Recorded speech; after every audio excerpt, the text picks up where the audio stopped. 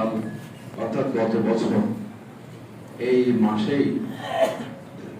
কোটা বিরোধী আন্দোলন দানা বেঁধে ওঠে। আপনারা নিশ্চয় জানেন যে শেখ হাসিনা সরকার ছাত্রদের সঙ্গে প্রতারণা করে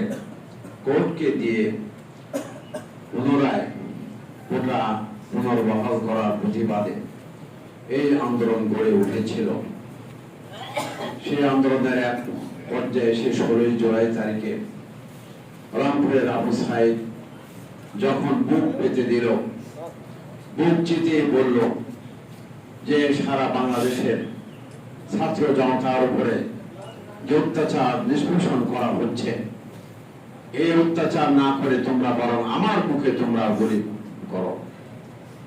প্রিয় ভাইয়ের আমার, নিরাস্ত্র একটি ছেলে ছাত্র নেতা, তার উপরে তৎকালীন প্রশাসনের লোকেরা নির্বিচারে গুলি নিক্ষেপ করে তাকে দুনিয়া থেকে বিদায় করে দিল। সম্মানিত ভাইয়ের আমার, শুধু আবু সাইদ না,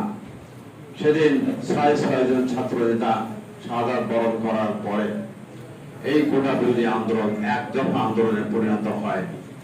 এবং সে আন্দোলন ছিল সরকার পতনের আন্দোলন। সরকারদের দাবি ছিল, ছাত্রদের দাবি ছিল,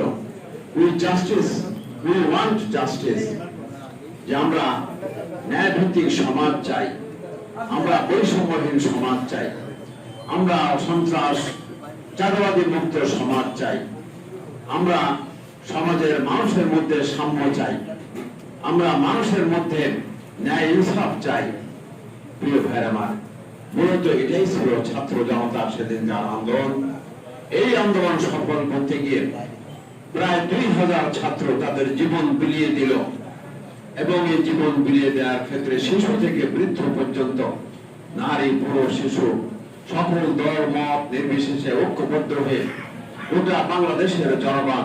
সেদিন স্বৈরাচারের বিরুদ্ধে ঐক্যবদ্ধ আন্দোলন গড়ে তুলেছিল এবং এই আন্দোলনের ফলশ্রুতিতে 5 আগস্ট তারিখে সেদিন ঢাকা অভিমুখে সেদিন লক্ষ জনতার যে মিছিল হয়েছিল গণভবনের দিকে, তার প্রতিক্রিয়ায় হাসিনা বেগম, সে তৎকালীন প্রধানমন্ত্রী হাসিনা, তিনি পালিয়ে যেতে বাধ্য হন। শুধু তিনি নন, তার মন্ত্রী পরিষদ, তার সংসদ সদস্য, ইউনিয়নের চেয়ারম্যান মেম্বার থেকে শুরু করে তার দলের সকল নেতা পর্যায়ে, এমনকি তাদের নিয়োগ